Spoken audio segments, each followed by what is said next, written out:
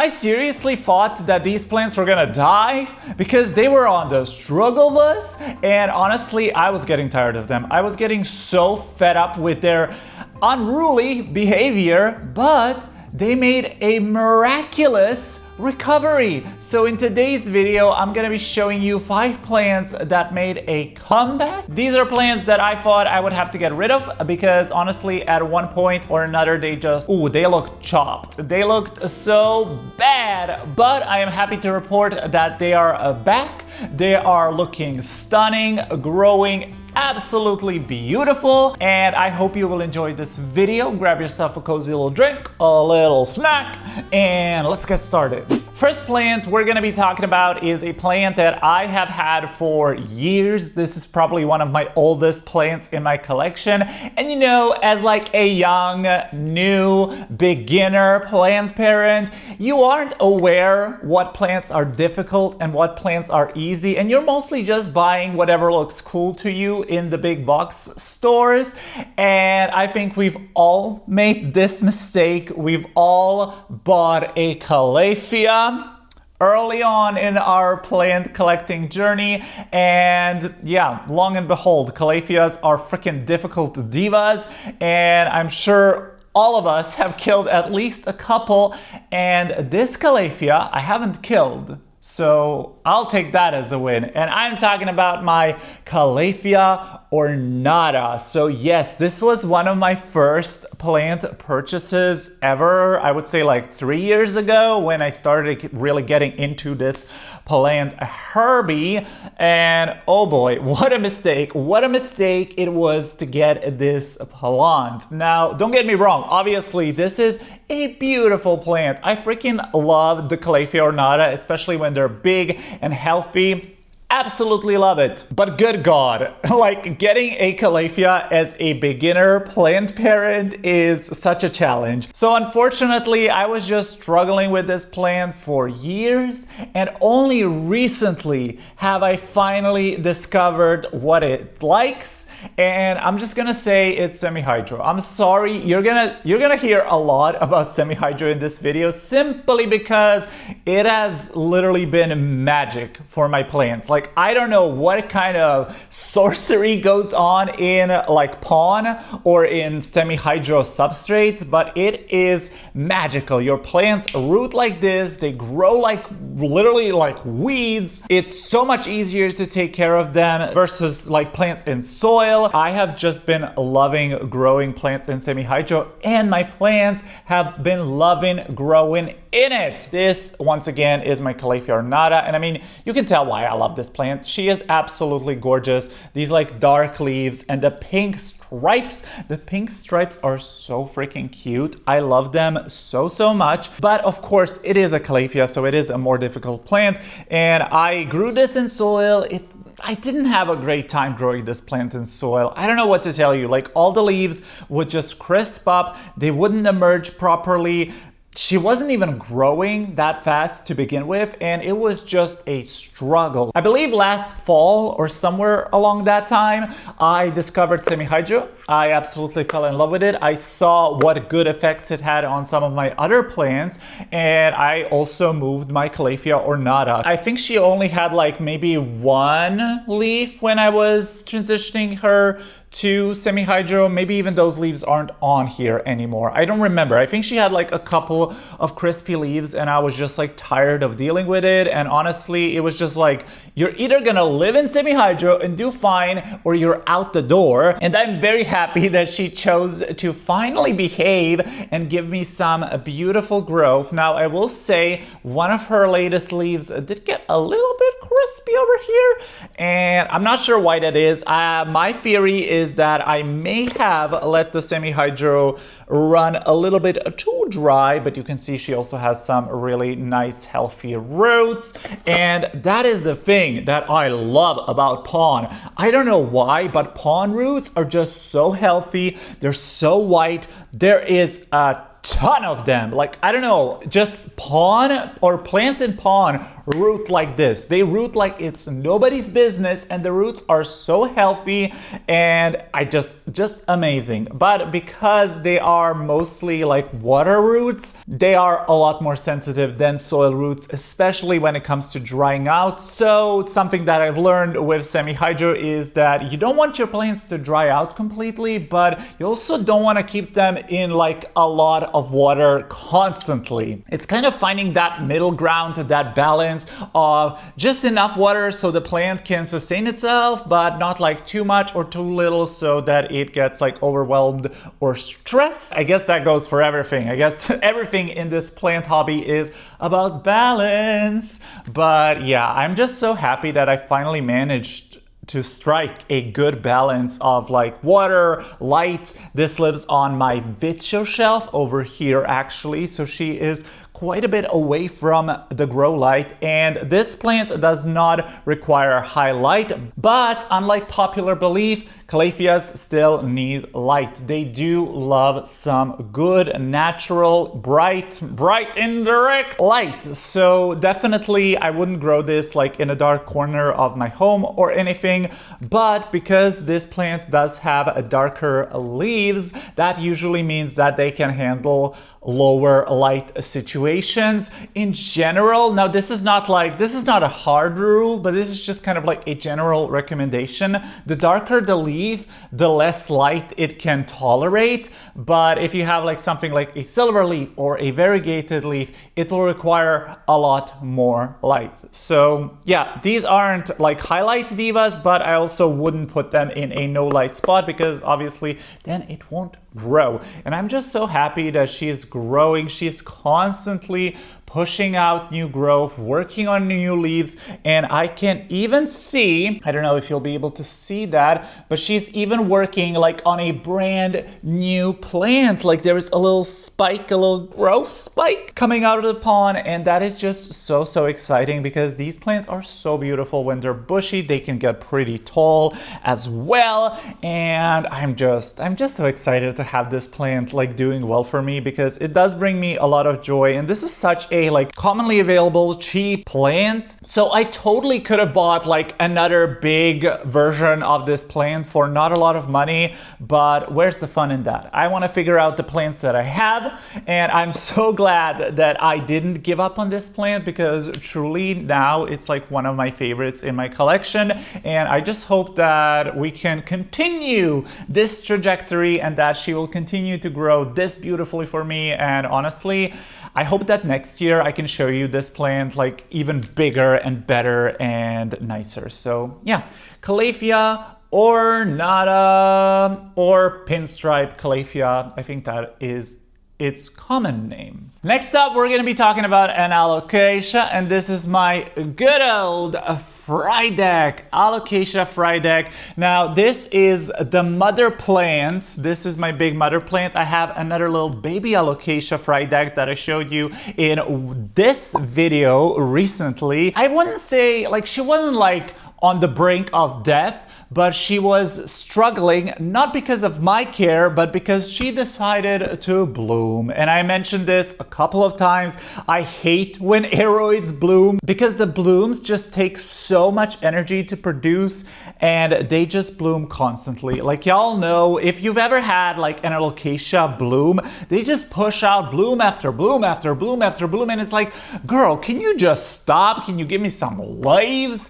And yeah, she was just blooming like crazy, like it's nobody's business. I was not here for it. I was chopping the blooms left, right, and center. But unfortunately, because those blooms do take up a lot of energy, she did take quite a bit of a hit. She was giving me for a time like really small leaves. Like this is such a small leaf. And the leaves previous to this were like pretty massive. They were bigger than this size.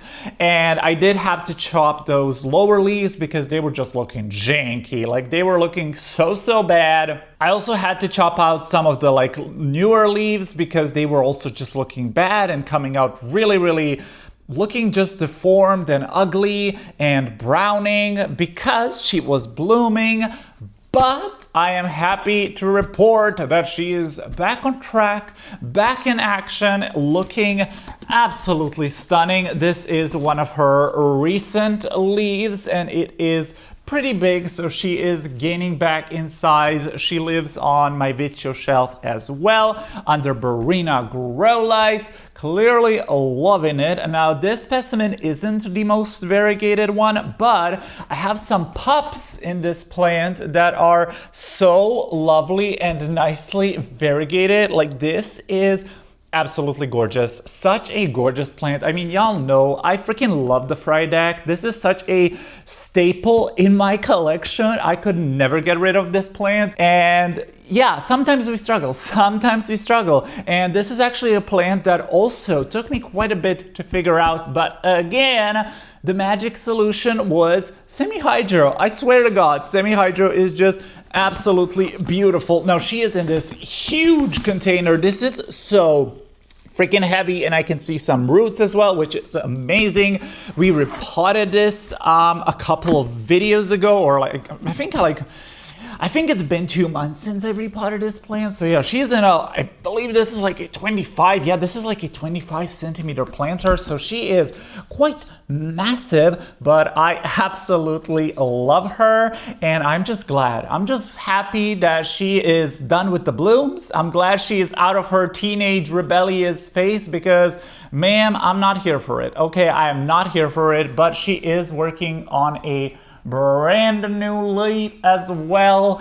I'm just so excited. I'm so excited to have this plant growing again, because it is big and it does take up like a large portion on my Vitio shelf. And you know, when a plant requires that much space and then it doesn't look pretty, it's kind of like, what are you doing? What are you doing? But she's back. She's back. My lovely girl, my lovely diva. She's back, looking absolutely fabulous, feeling stunning, and I love her. I love her so much, and I hope she will just continue throwing me and giving me leaves. I'm so done with the blooms. Like, I'm not gonna pollinate this plant. So honestly, I have no idea why she even wants to bloom. Like, girl, it's not gonna happen. It's not gonna happen. So yeah, alocasia frydek. Now, if you've been on my channel for any amount of time, you know I am no stranger to shit-talking philodendrons, because they are the bane of my existence. And it's always funny whenever I complain about philodendrons. A lot of you like comment how you don't have issues with philodendrons, or how you find it really bizarre that I have so many issues with philodendrons.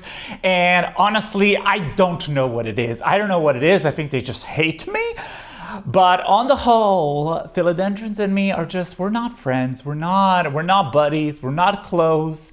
And mostly it's because of thrips, because thrips are my kryptonite. I can never get rid of them. And even when I think that I got rid of them, even when I don't see a thrip for weeks, there will always be at least one philodendron that has thrips on it. And it is, oh my God, it is so annoying. But anyway, the next plant we're going to be talking about is a philodendron, and actually I'm really loving this philodendron lately, and that is my philodendron gloriosum. This plant is huge, so I have to lean back to show it to you. So I'm just going to keep it in my lap, and we're just going to talk about it. But yeah, look at her. She is so beautiful, and this plant did not always look this beautiful. Okay, this plant was a mess a year ago. Like, she was just giving me the tiniest leaves. They were always deformed, they were always yellow, they were always damaged, it always had spider mites, it always had thrips. Like, it was just battle after battle after battle, and I could not get this plant to do anything. Like, it was such a slow grower, and I don't know. And I did all the right things. You know, I had it in a rectangular long planter. I used aeroid soil. I watered it religiously. I pest treated it. You know, I did everything by the books, but for some reason, this plant was just never happy. And I find that with a lot of philodendrons, like, some people have such an easy time growing them, and some people just have the most difficult time growing them. And I feel like the gloriosum is just one of those plants that, you know, we see them constantly in other people's collections, and they're beautiful. They have these massive examples of this plant, and then here I am just struggling with this little baby.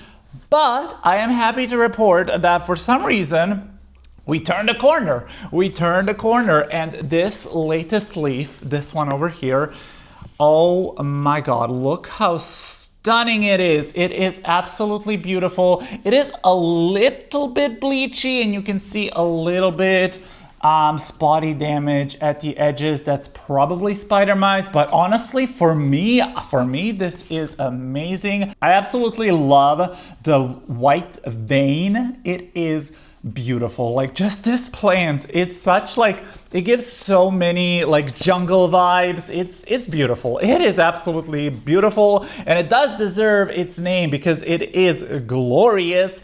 However, like, it's a philodendron, so like I mentioned, it's just battle after battle after battle. This is also a very EFN heavy plant, so you really have to be on top of showering this girly, otherwise she will be spotty as hell. My specimen isn't like badly infested with EFN, but yeah, just something to keep in mind if you want this plant in your collection. Also, another very big con for me personally is that these are crawlers. So they do require these like long planters. I mean, they don't require them, but if you want them to grow like they would in nature and bring out the best in the plant, you will need some kind of longer planter where the plant can crawl alongside the soil. So yeah, and oftentimes these planters aren't cute or aesthetic. They can be quite expensive as well. And they take up a lot of space, and this plant takes up a lot of space. And not only does it require like a long planter, it also has petioles a mile long. Like, do you see how freaking long these petioles are? This is a lot. It's a lot, Robin. However, considering that it is doing this well and giving me such beautiful leaves, and honestly, it redeemed itself, and it does deserve the space in my collection because it is absolutely beautiful. Again, I'm just happy that she's growing, that she's doing beautifully, wonderfully, and I hope that this will continue. I would really love to have just like at least one leaf that's like, because these can get huge, these can get absolutely massive. I would love to have like just like one big like massive leaf, just like a unit. But is it gonna happen in my care, in my conditions? I'm not sure. This is living kind of like to the side of my east facing window, and it does receive, like, I would say, bright indirect light throughout the day, and it does receive a couple of hours of morning light as well, which is great, but I don't know if that's enough. We'll just have to see. Again, space though with this plant is a little bit of an issue, but considering she is looking so gorgeous, like, I don't mind making space for her. I just hope that she will continue doing well, and that she won't betray me. But yeah, philodendron gloriosum. The next plant is another calathea that another one that I got at kind of the start of my plant journey, and this one was such a mistake. It is probably my favorite calathea. I've mentioned this plant a lot on this channel. I talked a lot about how I'm struggling with it, and look at her. Oh my God, I cannot believe that I actually have a calathea warscewiczii that has actual nice leaves that aren't crispy, that aren't yellow. Oh my God, like I'm gagged. I am fully gagged, gooped, pooped. Like, this plant is that spider mites? Okay, it has spider mites. Well, spider mites aside, this plant has made such a miraculous comeback, honestly. And again, it's the semi-hydrial. It is the freaking Hydro. I cannot explain to y'all how much semi-hydro has really helped my plants, how it has made my life, my plant care so much easier. I love it so much. Like, I love it, love it, love it, love it. And this plant is a testament to the power of semi-hydro. So I bought this plant a couple of years ago. I bought it as a pretty mature, nice, beautiful, bushy specimen. It was gorgeous. It was absolutely, absolutely beautiful. And then it flowered, and the flowers were actually cute. Like, if you've never seen calathea warscewiczii flowers, they're like really cute. They're like white. They're quite big as well. So I really like the flowers. But afterwards, she just tanked. She just tanked completely. She was doing so poorly, and I tried saving her a couple of times. I tried repotting her, I tried trimming her roots, you know, all the things that you do when you want to save a plant, and nothing was working. So ultimately, what I decided to do was chuck this plant to the wind, and I was this close to throwing it out. And then I thought to myself, can you wet stick propagate calatheas? Because it had like a pretty long stem, and I've never tried wet stick propagating calatheas, but I was like, it has a node, it has an auxiliary bud, so it's surely possible. So I chopped the little stem up into multiple pieces. I kept two that were like looking nice, and I just put them in my prop box. And I was like, okay, we'll see. If it works, it works. If it doesn't, oh well, like no big deal, right? And I'm happy to report that it worked. And now I have this little cutie. Obviously, this is still like a small baby plant. Like, these can get also pretty like massive. I think the largest leaf on my specimen was this size. So these are baby, but she is constantly growing. Like, she's already working on 2 new leaves, and above everything else, like, the leaves actually come out looking healthy. They are not crispy, they're not damaged, and even though this has literal spider mites right now on it, the leaves don't look bad. Like, if I only noticed because I lifted it up and I saw that it had like some webbing. I don't know if you'll be able to tell. It's not like horrible, but I will definitely have to deal with it. You know, it's a calathea. It's a calathea. Of course it has spider mites. Like, it's hard not to have spider mites on calatheas or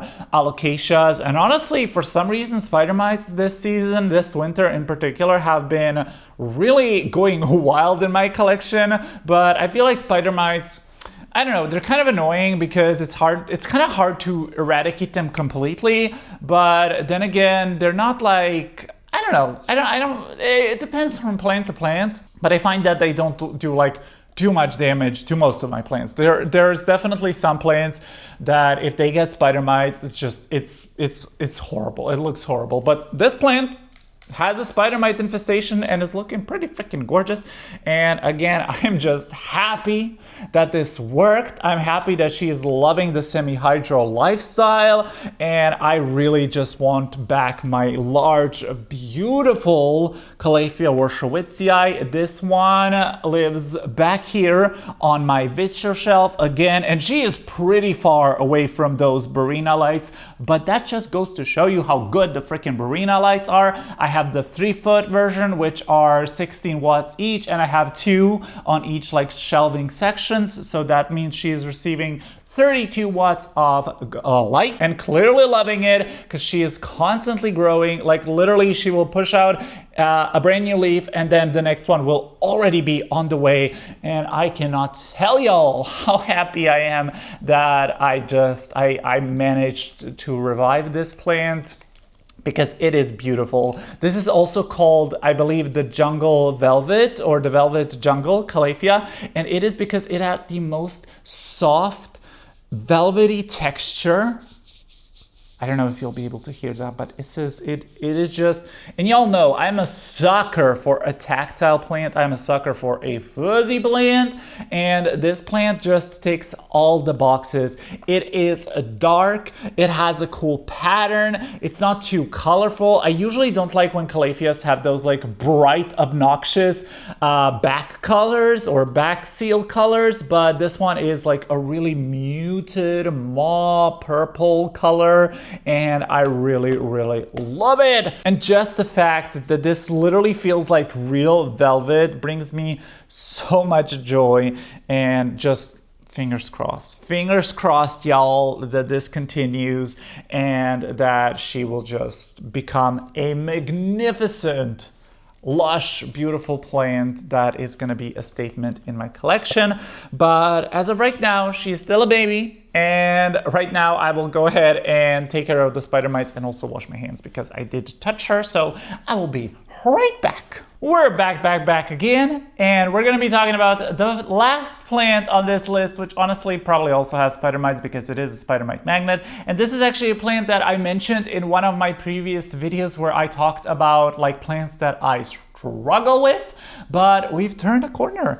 And this is her now. This is my schismatoglottis silver borneo, and she is looking like a $1 million babe. Okay, she is looking so beautiful, and I again attribute all the success of this plant to semi-hydro. So I know I sound like a broken record, and I am sorry, but I love semi-hydro. What can I tell you? And honestly, if you haven't tried semi-hydro yet, I know that sometimes like these like trendy houseplant things can get a little bit boring and tired, but if you haven't tried semi-hydro yet, I seriously, I recommend it. I recommend it. At least trying it once. Like at least trying it with one plant.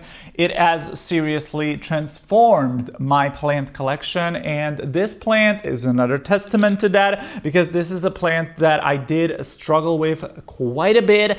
It was always yellowing. It was always curling. It always got like nasty yellow leaves, and it has spider mites. Now that is something that semi-hydro does not help with, spider mites, unfortunately, but this is just another plant that is a spider mite magnet. Like schismatoglottises are known to be spider mite magnets. Like my other one, my schismatoglottis warscewiczii, horrible, absolutely like constantly infested with spider mites no matter what I do. But this one is like fine. This one is not like you can get rid of the spider mites pretty easily. But I mean, this is such a stunning, gorgeous plant. I absolutely love the leaves. I love the texture of this plant. Now I will say we're still kinda struggling, because as you can see, I still get like a little bit of bleaching on this plant. I thought that the bleaching was because of too much light, but again, it's living on my vitro shelf and it is quite far from the grow light, so I don't think it's like too much light, but then again, I don't know. I really don't know. Now, these are very thirsty, very, very thirsty, which is why I think semi-hydro works so great for it. Ooh. And you can see just how many amazing, beautiful roots this has. But yeah, these are extremely thirsty plants. They will kind of like flop over, but once you water them, they do recover. But I feel like if you do miss like a couple of waterings, obviously it's like the plant is not going to be happy with you. But yeah, I still get like, I don't know, I still get like a couple, like this is one of the newest leaves emerging, and it's like, it's kind of janky, like it's not horrible, but I do still have a few issues with this plant. But on the whole, considering this was literally looking like hot garbage like a couple of months ago, I'm happy with this. Now, unfortunately, she is blooming, as you can see, and I'm just like, I'm so tired. I think we already established this, but like, look how many blooms she has. Like 1, 2, and then there is another one over here. 3 blooms. 3 freaking blooms. And you know what's gonna happen? I'm gonna chop off those blooms and she's gonna push out 6 more by the end of next week. And I'm tired of it. I'm so tired of it. I want foliage, not blooms. But anyway, I'm not gonna complain too much because she is stunning and beautiful and finally doing well for me. So I'm just gonna take my wins and ride with it. I do have to give this one as well a spider mite treatment.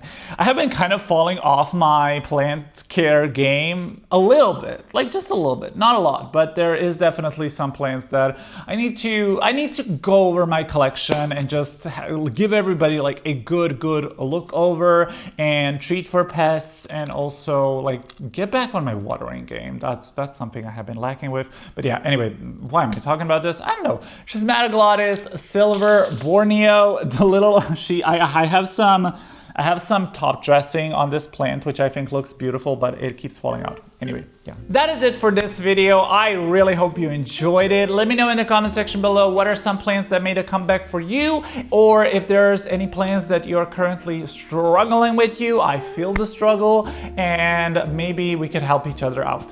If you also have any tips or tricks on keeping these plants beautiful and healthy, let me know in the comment section below as well. Y'all always leave the most amazing comments, the most knowledgeable comments, and I love you so much for it. If you did enjoy this video, don't forget to hit that like button, subscribe for more content, and turn on the notification button so you're notified about every new video. And I hope you have a super amazing, fabulous day, and I will see you in the next one. Goodbye!